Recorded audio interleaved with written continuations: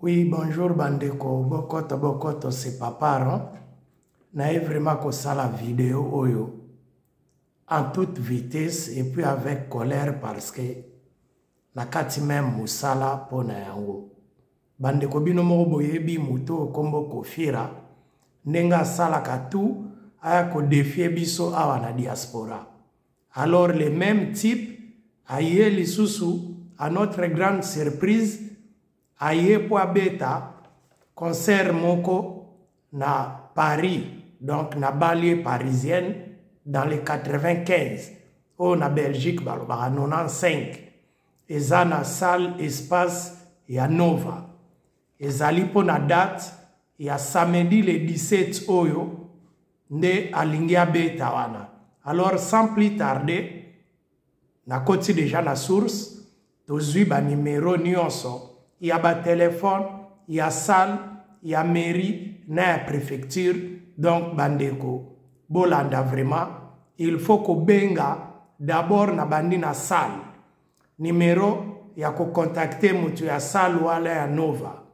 Pona bandeko bozali banda ya France ezali 0033 7 64 35 95 95. Pona bandeko boza na kati ya France ezali 07 64 35 95 95. Adresse email nango ezali novapierreley@gmail.com. Mena ko epele novapierreley po ezaya kokangama ezali NOVAPIERRELAY@gmail.com. Wanezaya salle. Et puis préfecture ya 95 numéro nango ya téléphone ezali pona bandeko bazali banda France 0033 1 34 20 95 95. Pona bandeko bazali na kati ya France ezali 01 34 20 95 95. Et puis adresse email ya préfecture ya police ya 95 donc 95 ezali préfecture@val-doise.gouv.fr. préfecture na koyepela mbangu PREFESTURE donc trait d'union doise doise.gouv.fr. Et puis adresse email na numéro ya téléphone ya mairie ya 95 na bandi na numéro na bango ya téléphone ezali 0033 pona bandeko to alibanda France 0033 1 34 43 34 43. Donc pona bandeko bazana kati ya France ezali 01 34 43 34 43.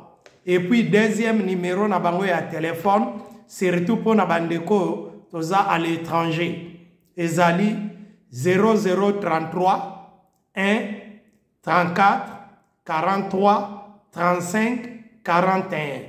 Pona bandeko bazana kati ya France ezali 01 34 43 35 41. Et puis adresse email na bango ezali mairie@ville-pontoise.fr.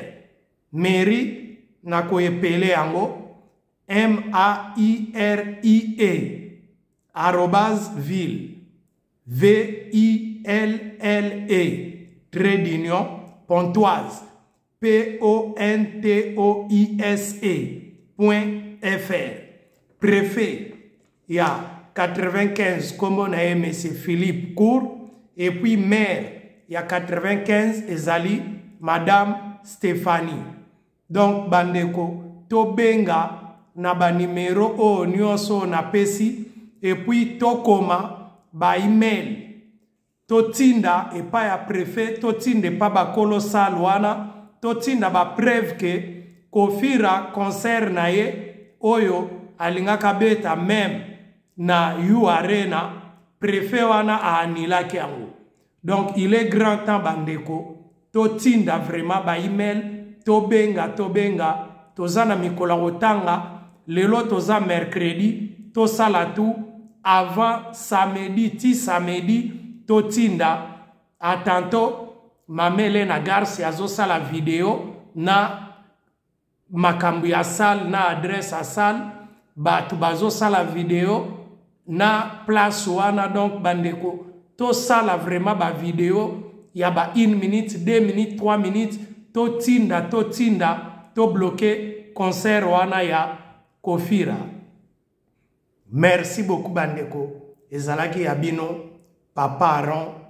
Merci beaucoup bandeko to sala musala po tolalisa Kofira oyo kao. Merci beaucoup bandeko, on est ensemble avec vous. Ba armée fantôme musala yangoyo bosala musala na bino bandeko nyonso bino boalaka na bandaku bino batu botindaka ba mail bino batu bo blokaka makambo nyonso musala yango bandeko tosala tout toza seulement na 2 jours.